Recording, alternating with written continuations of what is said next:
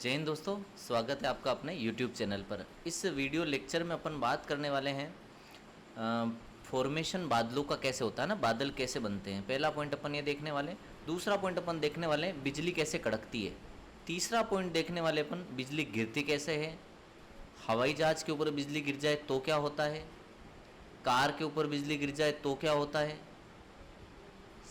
Liberty of statute के ऊपर बिजली गिरती है तो कितनी बार गिर चुकी है उसके ऊपर।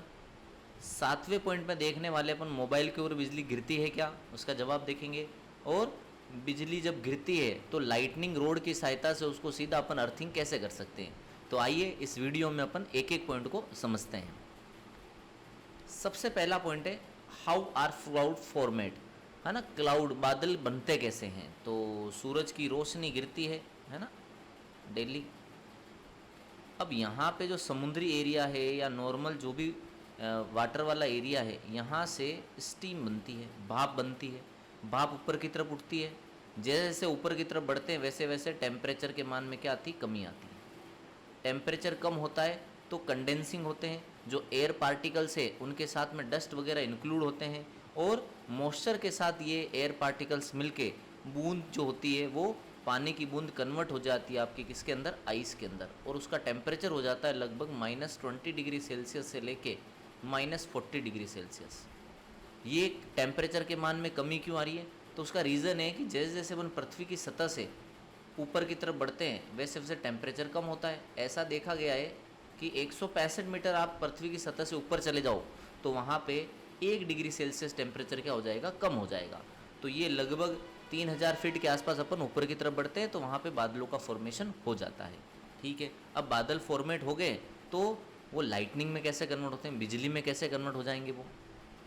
तो जब बादल बन जाएंगे उसके बाद जब हवाएं चलती है तो ये बादल क्या होते हैं, तैरते हैं, हवा की वजह से इधर उधर मूवमेंट करते हैं। तो जब दो ये बादल आपस में मूवमेंट करने से टकराते हैं, टकराने की वजह से यहाँ पे घर्षण के कारण, है ना, फ्रिक्शन इलेक्ट्रिसिटी डेवलप हो जाती है, जिसकी वजह से इनके ऊपर किन किन बादलों के ऊपर पॉजिटिव चार्ज आ जाता है और कुछ बादलों के ऊपर नेगेटिव चार्ज आ जाएगा।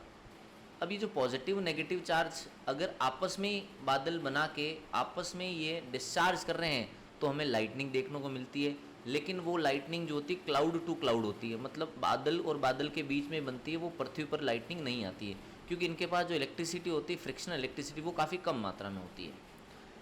ये भी देखने को मिलता है कि जब बिजली कड़कती है आसमान में क्लाउड टू क्लाउड वाली, तब वहाँ पे जो साउंड है वो थोड़ी देर बाद आता है, जबकि लाइट वेव जो है वो जल्दी आ जाती है। उसका रीज़न क्या है, तो साउंड वेव की जो वेलोसिटी है वो 340 मीटर पर सेकंड होती है, जबकि लाइट वेव की वेलोसिटी होती है 3 × 10⁸ मीटर पर सेकंड। यही कारण है कि जब आकाश में बिजली चमकती है तो हमें चमक तो तुरंत दिखाई दे जाती है, लेकिन उसकी जो साउंड है, उसकी जो आवाज़ है वो काफ़ी देर बाद अपने को सुनाई देती है। उसके पीछे का लॉजिक ये दोनों की वेलोसिटी है। अब ये जो पृथ्वी के ऊपर बिजली गिरती है वो क्यों गिरती है, ये तो अभी थोड़ी देर पहले देखा था अपन ने भी, बादलों से बादलों की। अब पृथ्वी के ऊपर कैसे गिरती है वो अपन समझ रहे हैं। तो ये जो बादल आपस में टकरा रहे हैं उसकी वजह से, फ्रिक्शन इलेक्ट्रिसिटी की वजह से यहाँ पे चार्ज डेवलप हो गया। कौन कौन से चार्ज, पॉजिटिव चार्ज और नेगेटिव चार्ज डेवलप हो गए। तो मान लो ये पॉजिटिव चार्ज के बादल है, ऊपर वाली साइड में पॉजिटिव चार्ज हो जाते हैं बादलों के और नीचे वाली साइड में नेगेटिव चार्ज होते हैं। तो यहाँ देखो पॉजिटिव और नेगेटिव चार्ज शो कर रखे हैं। अब बात आती है पृथ्वी की। पृथ्वी के ऊपर जो भी मटेरियल है, पृथ्वी के ऊपर जो भी सब्सटेंस है, पेड़ पौधे हैं, धरती है, ये सारी आपस में घर्षण के कारण, पेड़ पौधे आपस में, हवा चलती है तो ये पत्ते आपस में टकराते हैं, घर्षण की वजह से इनके ऊपर पॉजिटिव चार्ज आ जाते हैं। ऐसे पृथ्वी के ऊपर भी घास वगैरह जो होती है उनके कारण, उनकी वजह से क्या आ जाते हैं, पॉजिटिव चार्ज आ जाते हैं। अब अपन ने देखा है कि जो नेगेटिव चार्ज होता है वो जल्दी से पॉजिटिव चार्ज की तरफ आने की कोशिश करता है। तो यहाँ बादल जैसे इनके संपर्क में आएगा तो जितनी इनके पास नेगेटिव एनर्जी है उतनी पॉजिटिव एनर्जी है, तो सीधी की सीधे नेगेटिव पॉजिटिव को क्या करेगा, अट्रैक्ट करेगा। और वो अट्रैक्शन के रूप में यहाँ पे अपने को क्या दिखेगी, बिजली गिरती हुई दिखाई देगी। ऐसे लाइटनिंग अपने को दिखाई देगी। तो यहाँ पेड़ की हाइट काफ़ी ज़्यादा होने की वजह से ये पेड़ पे गिरती हुई दिख रही है। अगर कहीं खाली स्थान दिख जाएगा तो वहाँ पे पॉजिटिव चार्ज है, वहाँ पे भी गिर जाएगी। तो देखा जाता है कि जितनी ज़्यादा हाइट वाला सब्सटेंस होगा वहाँ बिजली गिरने के चांसेस क्या रहेंगे, ज़्यादा रहेंगे। अब यहाँ देखते हैं अपन, एरोप्लेन अगर उड़ रही है और उसके ऊपर बिजली गिर जाती है तो क्या होता है। तो सबसे पहले तो ये कंसेप्ट सीखना पड़ेगा। एरोप्लेन की जो बॉडी होती है वो 3 लेयर से मिलके बनी होती है। सबसे पहले ऊपर जो है वो कॉपर शीट है, देखो फर्स्ट लेयर के ऊपर आपको ये जो दिख रहा है ये वाला एरिया वो कॉपर शीट है। सेकंड नंबर जो शीट दिख रही है वो सिलिकॉन, ये वाला जो एरिया दिख रहा है वो सिलिकॉन शीट का बना हुआ है। और सबसे लास्ट में रहता है आपका रेजिस्टेंस शीट, ये वाला एरिया जो है वो रेजिस्टेंस शीट है। ये फर्स्ट लेयर, सेकंड लेयर और थर्ड लेयर। इसके ऊपर जो बना होता है वो एल्यूमिनियम टीन का एलॉय होता है जो गुड कंडक्टर ऑफ इलेक्ट्रिसिटी है। अब जैसे ही इसके ऊपर लाइटनिंग गिरी तो ये क्या करेगा, सारी की सारी लाइटनिंग को पूरे एरोप्लेन की बॉडी के ऊपर क्या करेगा, फास्ट ट्रांसमिट कर देगा, फास्ट क्या करेगा, फैला देगा। और इतने कम समय में फैला देगा ये कि वहाँ सारी की सारी जो इलेक्ट्रिसिटी जो डेवलप हो रही वो कहाँ आ जाएगी, नीचे की तरफ आ जाएगी। तो अंदर जो है वो पैसेंजर बैठे हुए उनको कोई नुकसान नहीं होगा। उसके पीछे का लॉजिक एक और है। एक वैज्ञानिक था फेराडे, उसने केज बनाया, उसको बोलते हैं फेराडे केज। उस फेराडे केज के अंदर, फेराडे केज किसका होता है, कंडक्टिंग मटेरियल होता है। ये देखो कंडक्टिंग मटेरियल बना रखा है।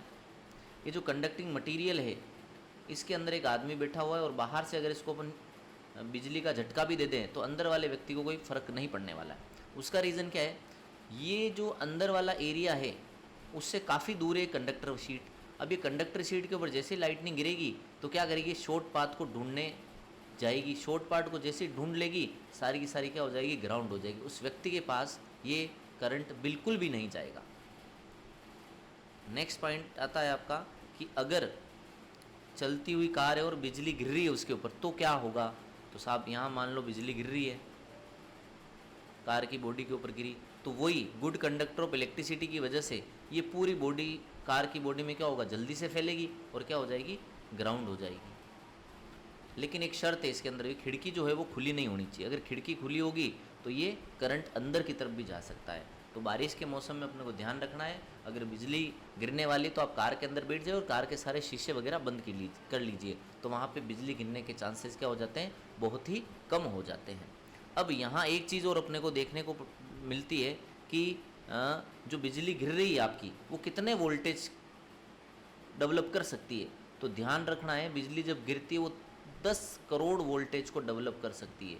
लाइटनिंग अगर होगी तो वहाँ अगर वोल्टेज देखेंगे तो 10 करोड़ वोल्टेज वहाँ पे बन सकता है। और अगर करंट की बात करें तो 10,000 एम्पियर की करंट बन सकती है। घर में घरेलू जब कनेक्शन की बात करते हैं, फ्रिज वगैरह, एसी वगैरह की बात करते हैं या फिर वॉशिंग मशीन की बात करते हैं तो मैक्सिमम 5 एम्पियर की करंट लेती है वो। और यहाँ करंट की वैल्यू कितनी है, 10K है, 10,000 एम्पियर की करंट बनती है बिजली जब गिरेगी उस प्लेस के ऊपर। और जो साथ में एक हीट और डेवलप होती है, हीट मतलब एनर्जी, यहाँ पे उष्मा और डेवलप होती है। वो टेम्परेचर कितना होता है उसका, तो 27,000 डिग्री सेल्सियस होता है। पृथ्वी के जो सन का जो करोड़ है उसका भी टेम्परेचर 5,000 से 7,000 डिग्री सेल्सियस होता है। उसका कितना गुना, लगभग 5 गुना टेम्परेचर डेवलप होता है। इसी वजह से देखा होगा जब बिजली गिरती है तो कड़ाके की आवाज़ आती है। उसका रीज़न क्या है, बिजली जब गिरी, जब बारिश का मौसम होगा, बारिश के मौसम में देखा होगा आपने पानी की बूंदें होती है। अब इतना टेम्परेचर अगर बूंद से टकराएगा तो एकदम से शार्पनेस के साथ में साउंड जनरेट होगा। जैसे कोई कढ़ाई वगैरह ज़्यादा गर्म कर देते हैं फिर उसके ऊपर पानी डाल देते हैं तो जो आवाज़ आती है, साउंड जो जनरेट होता है उसी तरह का एक साउंड जनरेट होता है। लेकिन एक दिक्कत इसमें है, ये जो प्रोसेस होता है वो काफ़ी कम सेकंड के लिए होता है, 0.0005 सेकंड तक ये प्रोसेस हो जाता है। इसलिए अपन ये जो एनर्जी है उसको स्टोर नहीं कर सकते, जो इलेक्ट्रिसिटी आ रही है वहाँ से है उसको अपन स्टोर नहीं कर सकते हैं क्योंकि अपने पास में इतना टाइम ही नहीं होता स्टोरेज करने का। ठीक है साहब, अब बात करते हैं अपन आगे की तरफ। अब एक मिथ्यता ये भी चलती है कि एक जगह जहाँ बिजली गिर जाती है तो बार बार या उस जगह दोबारा बिजली से नहीं गिरती, लेकिन ये बिल्कुल ही बात गलत साबित हो जाती है क्योंकि स्टैचू ऑफ लिबर्टी के ऊपर कितनी ही बार बिजली गिरी हुई है। हर बार यहाँ पे बिजली गिरती है और कुछ डैमेज करके चली जाती है क्योंकि इसकी हाइट काफ़ी ज़्यादा है। तो जो पार्टिकल्स है ना, जो पार्टिकल्स है या बादलों के जो नेगेटिव चार्ज है वो सीधा सीधा इसको क्या कर लेते हैं, अट्रैक्ट कर लेते हैं। तो यहाँ पे हाइट ज़्यादा होने की वजह से यहाँ पे ज़्यादा चांसेस हो जाते हैं बिजली गिरने के। एक बंदा है जिसका नाम है रॉय सी सुलिवन, इसके ऊपर 7 बार बिजली गिरी हुई है ना, रिकॉर्ड है इसके ऊपर 7 बार बिजली गिरी हुई है, लेकिन हर बार ये क्या करता है, बच जाता है। ठीक है, अब बिजली गिरने से नुकसान नहीं होते, कभी कभार फ़ायदा भी हो जाता है। एक व्यक्ति आपको दिख रहा है व्हील चेयर पर बैठा हुआ, बारिश के सीज़न में जब बारिश हो रही है तब ये बाहर जाता है तो इसके ऊपर बिजली गिर जाती है, लेकिन इस व्यक्ति को लकवा होता है, बिजली जब गिरती है तो ये बेहोश हो जाता है उसके बाद जब अगले दिन ये उठता है हॉस्पिटल के अंदर, तो ये जो लकवाग्रस्त है वो बिल्कुल क्या हो जाता है, सही हो जाता है। उसका रीज़न क्या है? उसका रीज़न है कि जो इसके माइंड के अंदर नर्वस सिस्टम जो बना रखा है, जो भगवान की देन है, बिजली गिरने से जो नर्वस सिस्टम है वो सारा का सारा सही तरीके से इसका एक्टिवेट हो गया, क्योंकि पहले से डैमेज था तो वो एक्टिवेट हो गया। इस वजह से इसका लकवा क्या हो गया, सही हो गया। लेकिन ये बहुत रेयर केस में होता है, 1 या 2% के अंदर ही ऐसा होता है। अब अगली बात आती है मोबाइल के ऊपर बिजली कैसे गिर जाती है। तो मोबाइल में एक सिस्टम है नेटवर्क, तो टावर के थ्रू नेटवर्क, ये टावर मान लो, इसके थ्रू नेटवर्क के किसी को कॉलिंग वगैरह लगाते हैं अपन, तो यहाँ पे क्या होता है, सर्चिंग होती है। तो ये एक तरह की क्या है, इलेक्ट्रोमैग्नेटिक वेव है, इलेक्ट्रोमैग्नेटिक वेव है। बिजली क्या है, ये जो लाइटनिंग है वो भी क्या है, वो भी एक तरह की इलेक्ट्रोमैग्नेटिक वेव है। दोनों का नेचर क्या है, सेम है। अगर उस टाइमिंग के दौरान जब बिजली गिर रही है, उस टाइमिंग के दौरान अगर आपका नेटवर्क और उसकी बिजली वाले नेटवर्क की दोनों की फ्रिक्वेंसी अगर सेम है, तो ये जो लाइटनिंग की जो रेज है वो कहाँ कोइंसाइड हो जाती है, आपकी मोबाइल वाली EMW इलेक्ट्रोमैग्नेटिक वेव से कोइंसाइड हो जाती है। तो कभी कभार मोबाइल के ऊपर भी बिजली गिरने के चांसेस रहते हैं। इसलिए बारिश के मौसम में या फिर कह सकते हैं जब बिजली कड़क रही होती है तो मोबाइल को एयरप्लेन मोड पे डाल के रख दिया जाता है, ताकि उसका नेटवर्क क्या हो जाता है, बिल्कुल ज़ीरो हो जाता है। अब एक बात और देखी गई, जिन पेड़ पौधों के अंदर पानी की मात्रा ज़्यादा होती है, या फिर जो दुधारू होते हैं, दुधारू मीन्स जिनकी पत्तियों में ज़्यादा मात्रा में दूध पाया जाता है, या जिनको छीलने से दूध की बूंदें बाहर निकलती हैं, उनके ऊपर बिजली गिरने के चांसेस क्या रहते हैं, ज़्यादा रहते हैं। इनके ऊपर बिजली गिरने के चांसेस ज़्यादा रहेंगे। क्यों रहेंगे? क्योंकि ये सीधा का सीधा किससे कनेक्टेड है, अर्थ से कनेक्टेड। और अर्थ क्या है, अर्थ की वैल्यू अपन मानते हैं नेगेटिव मान रहे हैं, ठीक है। तो सारी की सारी क्या हो जाएगी, लाइटनिंग अंदर की तरफ इसके बाहर निकल जाएगी। अब बात एक और आती है कि समुद्री किनारे जो भी अपन ने बिल्डिंग्स बना रखी है उन पे भी ज़्यादा गिर जाती है बिजलियाँ। क्यों गिर रही है साहब इस पे बिजलियाँ, तो ये भी अपने का एक कंसेप्ट है, क्योंकि इसके आसपास क्या है, पानी भरा हुआ, जो गुड कंडक्टर ऑफ इलेक्ट्रिसिटी हो जाता है। तो पानी में ज़्यादा मात्रा में बिजली गिरने के चांसेस रहते हैं। तो आशा करते हैं आपको ये वीडियो पसंद आया होगा। अगर वीडियो पसंद आया होगा तो लाइक करें और चैनल को सब्सक्राइब करें। नेक्स्ट वीडियो के लिए चैनल को सब्सक्राइब करें। धन्यवाद।